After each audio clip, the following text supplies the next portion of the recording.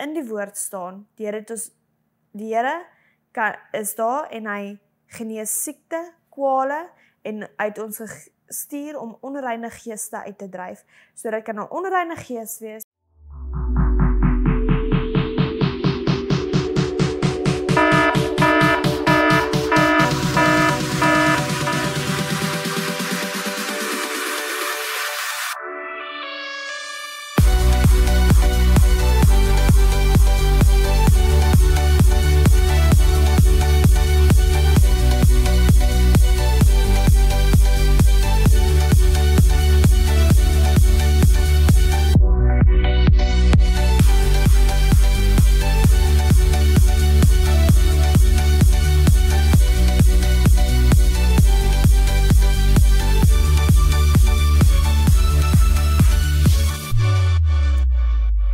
Welkom by vandag se restaurasieprogram.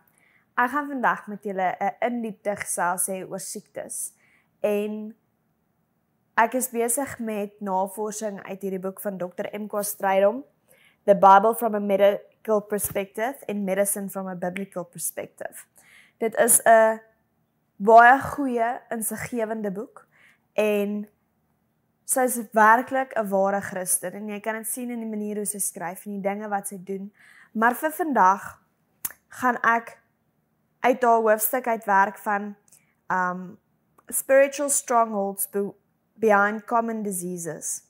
En ek gaan dit in Engels lees en dan gaan ek in Afrikaans met julle gesels daaroor, so verskoon asseblief dit.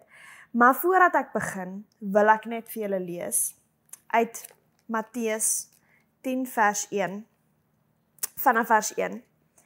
En hy het sy 12 disippels na hom geroep, en aan hulle mag gegee om onreine geeste, om hulle uit te dryf en om elke siekte en elke kwaal te genees. So, ek wil net begin hierdie lesing deur te sê, onthou, dit wat hier gesê word, kan 'n kwaal wees, dit kan 'n siekte wees, dit kan 'n onreine gees wees wat dit veroorsaak. En ek wil bylas by dit kan ook 'n emosionele band wees wat dit veroorsaak in jou lewe. Die rol tussen die brein en jou liggaam en hoe dit speel. So, julle sal nou net sien wat ek verduidelik daarmee. Dit is nie 100% te sê hierdie is die oorsaak nie, maar dit is wel die moeite werd om te gaan inkyk daaraan of dit dalk die oorsaak mag wees. Dit gaan nie skade doen nie, dit gaan liewers goed doen. Miskien ontdek jy iets wat jy in jou onderbewussyn weggesteek het. Iets wat jy dalk heeltemal al van vergeet het en iets wat jou kan help om hierdie pad te stap, saam met die Here. Okay, en nog 'n vers wat ek vir julle gaan lees of nog 'n gedeelte uit die Bybel. En dis 'n langer gedeelte, maar ek wil vra, ek gaan nie die hele hoofstuk lees nie, maar ek gaan lees Jesaja 53. Ek gaan hom net begin die eerste paar versies. Wie het geglo wat aan ons verkondig is, en aan wie is die arm van die Here geopenbaar? Hy, tog soos 'n loot voor sy aangesig opgespreid en soos 'n wortel uit droë grond. Hy het geen gesalfde of heerlikheid gehad nie, dat ons hom sou aansien nie, en geen voorkoms dat ons hom sou begeer nie. Hy was verag en deur die mense verlaat, 'n man van smarte en bekende met krankheid. Ja, soos een vir wie 'n mens sy gelaat verberg. Hy was verag en ons het hom nie geag nie. Nogtans het hy ons krankhede op hom geneem en ons smarte. Die het hy gedra, maar ons het hom gehou vir een wat geplaag, deur God geslaan en verdruk was. Maar hy is ter wille van ons oortredinge deurboor, ter wille van ons ongeregtighede is hy verbrysel. Die straf wat vir ons die vrede aanbring, was op hom, en deur sy wonde het daar vir ons genesing gekom. So ek wil dit ook sê, Jesus het klaar gesterf vir jou siektes en kwale aan die kruis. Dis klaar verbreek, maar jy moet dit vat. Jy moet begin dankie sê en jy moet begin glo in jou genesing. En dan is dit gevat. So ek deel vandag hieroor. Dis eintlik 'n baie sensitiewe onderwerp want party mense gaan vas op dit gaan, ander gaan stry, ander gaan te nagekom voel. Maar ek wil hê asseblief luister met 'n open mind en 'n oop hart en verstaan wat ek probeer deurgee. So ek gaan dit weer sê, dis nie 100% dat dit mag wees nie, maar dit is die moeite werd om daarna te gaan kyk. En ek gaan met alledaagse goed begin. Baie van die groot mense en tieners sukkel met acne. En acne sê hulle hier, deeper fears from relationship breakdowns, especially the fear of man and being overly concerned about what others think of you, peer pressure. En as jy gaan kyk, baie keer, ons hele lewe, as 'n tiener, of as 'n jong mens, of selfs 'n ouer mens bestaan daaruit as om in te moet pas, as om deel te moet wees. En as dit vir jou obsessie raak, en jou brein gaan nie daaroor, dan kan dit hierdie veroorsaak. So ek wil hê, gaan bid daaroor, en vra die Here, dat jy nie alleen moet voel nie. Vra die Here om jou te help, om nie met peer pressure en goed, dat jy daarmee kan deel. En dan kyk jy, soos ek sê, dis die moeite werd, om net daarna te gaan kyk. En dan wil ek nog ene sê, allergie. Okay? Allergie. A broken heart, being hurt in a relationship with somebody, very often a close family member. Fear, anxiety, and stress, especially from relationship breakdowns, leading to lack of ability to trust people and be vulnerable. Fear of rejection, fear of abandonment, fears that come from verbal abuse, emotional abuse, physical abuse, sexual abuse, and or the fear of failure that comes with drivenness to perform, where a person obtains the sense of value and self-worth from their achievements or performance. En julle kan gaan kyk na Spreuke 17 vers 22. En kom ons lees dit net gou-gou. Ek het dit nie voor die tyd gelees nie. Maar kom ons gaan kyk na Spreuke 17 vers 22.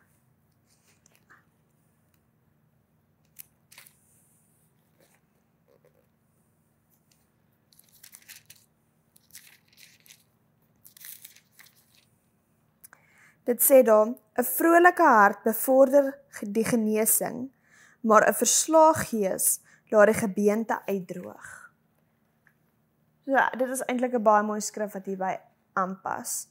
As jy 'n gebroke hart het, maak nie saak of dit 'n liefdesverhouding is, of dit 'n familieverhouding is, of dit 'n vriendskapverhouding is, maar iewers wat jou iets regtig erg seer gemaak het, dan kan dit 'n wortel wees vir hierdie siekte.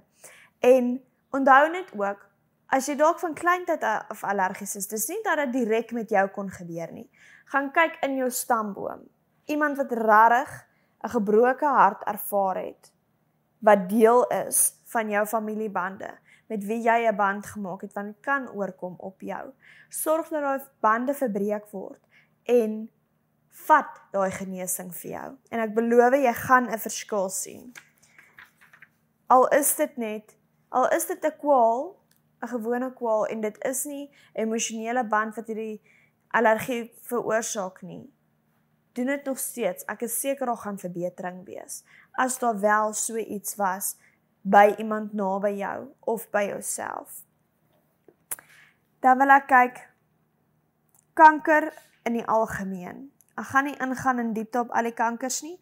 Julle kan hierdie boek koop by enige van haar agente, en of julle kan my skakel en ek kan julle 'n nommer gee van 'n agent van haar wat ek het by bestel het, want dit is nie in koemboeke en so beskikbaar nie, of in 'n boekwinkel beskikbaar nie, maar julle kan dit by agente kry, en dan as julle wil, dan kan julle meer in diepte gaan. Maar ek vra ook, wanneer julle dit doen, asseblief hou in gedagte dat in die woord staan, die Here is daar en hy genees siekte, kwale, en uit ons gestuur om onreine geeste uit te dryf. So dit kan 'n onreine gees wees, 'n kwaal of 'n siekte. By kanker in die algemeen is fear, anxiety and stress, especially deeper fears from relationship breakdowns, a broken heart from being hurt in a relationship, lack of love and the lack of a stable, loving family environment, abuse, fear of rejection, fear of man, fear of trusting people and being vulnerable, long-term unforgiveness and bitterness, hopelessness, the loss of the will to live, 'n spiritual death. So wanneer jy gediagnoseer word met kanker of iemand naby jou, moet ook nie iemand judge en sê jy vergewe nie, of jy is bitter oor iets nie. Moenie dit doen nie, deel met die persoon.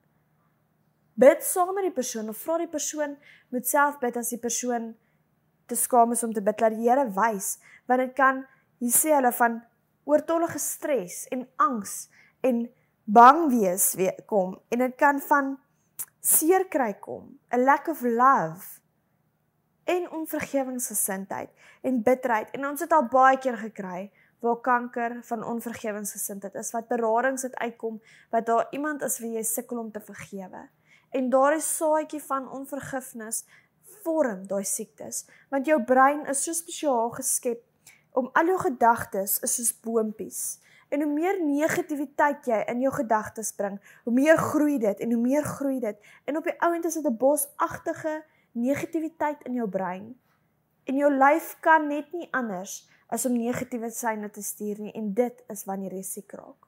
Dit is wanneer dinge gebeur, wat nie moet gebeur nie, en Michelle Strydom verduidelik het regtig baie mooi in hierdie boek, presies hoe daardie negatiewe boompies en alles groei, en hoe dit jou brein beïnvloed. En met daai wil ek ook gaan, iets waarmee ek self gesukkel het,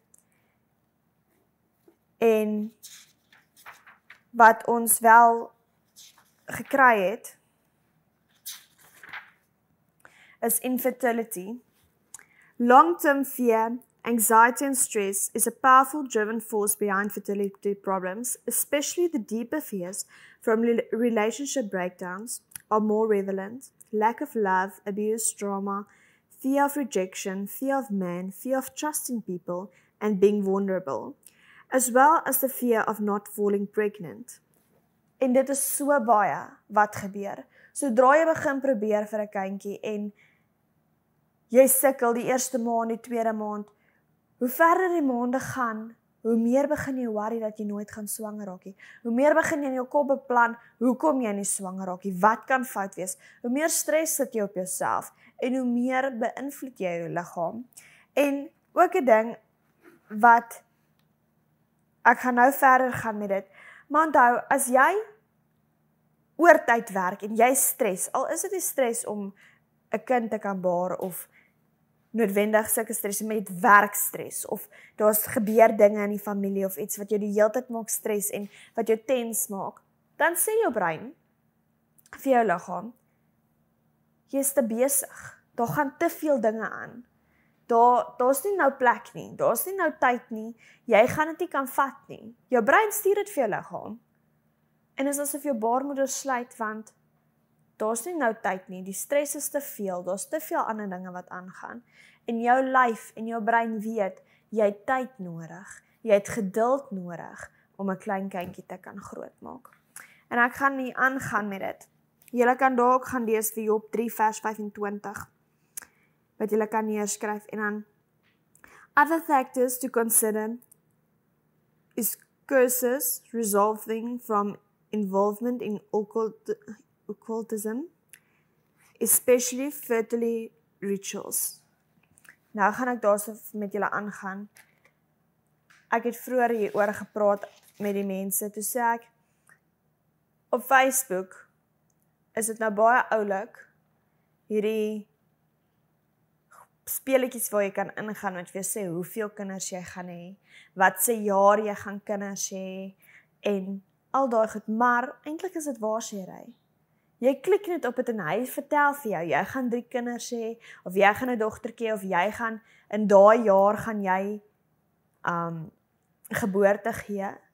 Dit is okkulte, want dit gaan by waarsêry val dit in. So mense, wees versigtig. Selfs met die ringetjie ding, ek is nie seker hoe hy moet gaan nie, maar ek weet, hulle swaai om oor die pols, en dan is die ene rigting gaan is 'n dogtertjie, ander rigting is dit 'n seentjie. Al hierdie goed beïnvloed jou lyf, al hierdie goed beïnvloed jou brein, en dit neem oor, en dis deel van okkulte, al hierdie speletjies wat jy toepas, wat jou waarsê van wat jy eendag gaan hê, wat gaan jy dogtertjie of 'n seentjie, al daai dinge, so bely dit, en laat dit staan, en jy sal sien dinge gebeur. Hy gaan ook hierso aan en die boek sê, dit kan ook wees van damage to male or female reproductive organs by surgery, radiation, infection of sexual transmitted diseases en goed. Al daai goed, dis 'n siekte, 'n kwaal. Soos dit sê ook duidelik in die boek, dit kan van 'n kwaal wees. Van 'n natuurlike oorsaak kan dit ook wees. Maar dit is die moeite werd om te gaan ondersoek doen, emosioneel, waar het iets verkeerd gegaan? Waar is 'n wortel van iets wat dit kan dalk beïnvloed? En